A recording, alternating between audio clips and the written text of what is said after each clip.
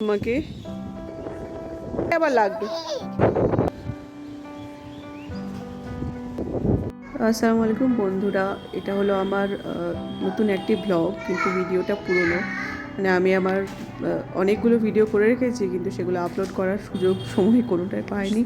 এখন আস্তে আস্তে এগুলো আপলোড করছি। এগুলো ভিডিওই করছি কারণ একটু বড় বড় তো, যেহেতু শর্টে আসেনি। তো এই যে মাসার কাজ হচ্ছে, ওর মায়ের ওয়ার্ড্রপে উঠে ওইভাবে জাম্পিং করা আর ওই ওয়ার্ড্রপের ইয়েগুলো নষ্ট করা। এখন তো আমি বহরমপুরে আছি, বহরমপুরের ব্লগই তোমাদের সাথে শেয়ার করব। তো আমি আর আমার বৌদি, মানে ছোট বৌদি আর কি। আমার তো দুটো বৌদি, একটা বড় বৌদি একটা ছোট বৌদি। তো আমার ছোট বৌদির সাথে একটু বেরোলাম, আমরা কেনাকাটি করবো, ঘুরোঘুরি করবো, তার সাথে খাওয়া দাওয়া তো আছেই। তো আমরা প্রথমেই চলে এলাম এই বহরমপুরের প্রাণকেন্দ্র মোহন হাউসের ওখানে। একটা খুব সুন্দর মল খুলেছে, ছোট্ট মতো কিন্তু খুব সুন্দর, একদম কম্প্যাক্ট।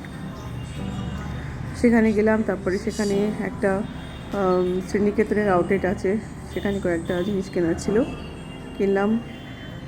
নিজেদের প্রয়োজনীয় জিনিস কিনতে গিয়ে সেখানে না একটা শাড়িও আমার পছন্দ হলো, তো সেই শাড়িটাও একটা নিয়েছি। এই ভিডিওতে আছে যদিও, তো তোমরা গেস করে বলো তো আমি কোন শাড়িটা নিলাম। তো যাই হোক, এভাবে আমরা সন্ধ্যাটা কাটলো আমাদের। আর ওখানেই না একটা ওই চকলেট কুকিজ এসবের দোকান আছে। এই যে এই দোকানটা খুব সুন্দর করে, যদি গিফট র্যাপ করে দিতে বলা হয়, ওরা র্যাপ করে দেয় সুন্দর করে বাস্কেট দিয়ে। তো এখানেও কয়েকটা জিনিস কেনার ছিল। আর ছেলের এই দোকানটা ভীষণ প্রিয় বলে ওখানে একবার ঢুকতেই হয়। ওখানে ঢোকার পর আমরা চলে এলাম ফুড জাংশন, যেটা টপ ফ্লোরে।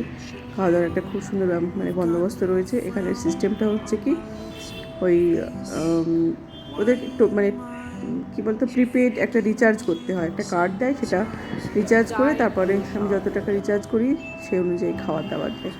তো ওখানে আমরা কোল্ড কফি নিয়েছিলাম, লস্যি নিয়েছিলাম, আর ব্ল্যাক কফি, এমনি নর্মাল কফি নিয়েছিলাম।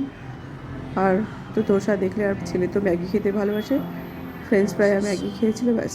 তারপরে দাদা আর বড় বৌদি বললো যে ওরা স্কোয়ার ফিল্ডে যাচ্ছে, তো তোরা স্কোয়ার ফিল্ডে চলে আয়, তাই বললো। তা আমরা আবার ওখান থেকে ফের স্কোয়ার ফিল্ডে গেলাম।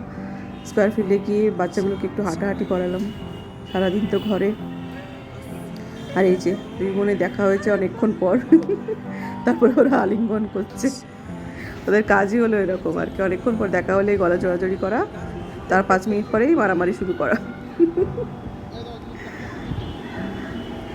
তো এটা হচ্ছে আমাদের পরের দিনের সকালের মর্নিং। আমাদের বাড়ির কাছে একটা বাগান আছে, আম বাগান, তো সেখানে গেছিলাম ওদেরকে নিয়ে। ওদের কাজই হচ্ছে বাগানে যাওয়া, মানে রাস্তায় পার হলে দৌড়াদৌড়ি করে, তো ওই জন্য বাগানেই নিয়ে যায়, যাতে ওখানে এর মধ্যে খেলাধুলা করে। সাপ আছে,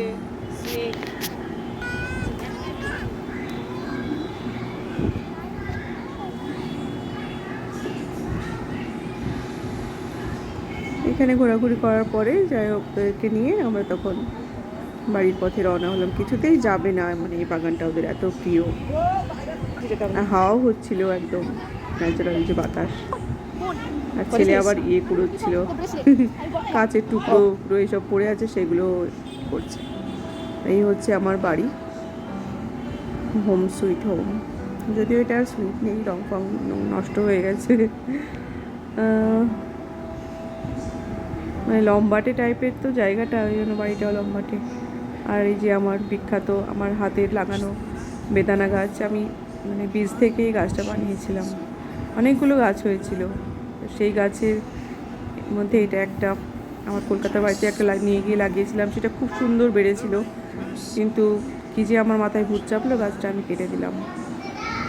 হাজব্যান্ড ভীষণ রেগে গেছে তার জন্য, আমি অত বড় গাছ কেটে দিয়েছি বলে। এটা হচ্ছে আমাদের বাড়ির ফ্রন্ট ভিউ, একটা গ্যারেজ। তো ওদেরকে ভেতর থেকে দেখাই এই বেদানার গাছটায় কত বেদানা ধরেছে। দেখো, এর আগে 2-3 বার এরকমভাবে বেদানা এসেছিলো, কিন্তু সেগুলো মনে খেয়ে গেছে, তো এবারে খাইনি। আর দেখো মাসা গান শিখেছে কেমন। আজকে এত দূর, টাটা।